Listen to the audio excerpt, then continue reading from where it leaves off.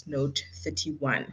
Well, we will all remember that in November, around the 15th of November last year, SARS had issued notice to taxpayers of their intention to withdraw Practice Note 31 and Practice Note 37 for years of assessment starting from 1 March 2023.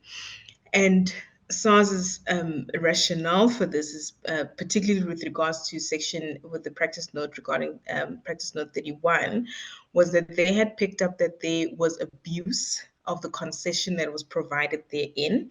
And as a result thereof, they were outrightly looking to withdraw this particular practice note and offered taxpayers an opportunity to provide commentary by the 15th of December 2022 regarding which legislative amendments should be made to cater for what was stated in the practice note 31.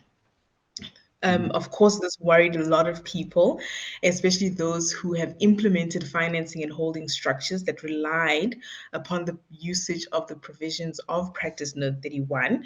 And as a result thereof, National Treasury then decided, and the SARS decided, to postpone the withdrawal of the Practice Note and to perhaps include proposals in this year's draft legislation regarding the legislative provisions that should underpin what would be withdrawn from practice on the screen.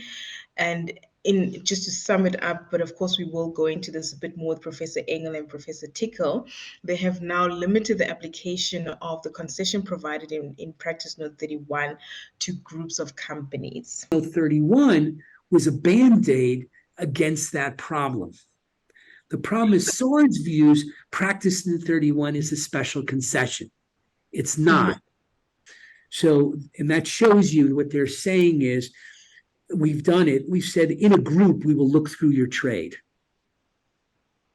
So from that narrow point of view, you're sticking to the trade concept, and anything falling out, it's abusive. So it kind of makes sense to them.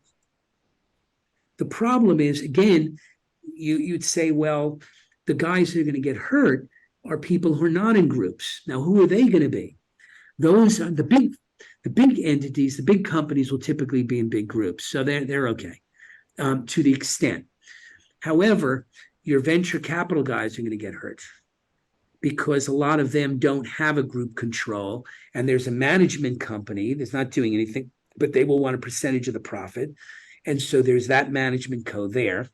You also have the issues of family businesses being held together by a trust, as you noted on your things. You have a lot of situations where you don't have group control, a joint venture, and you're also going to get yourself into trouble.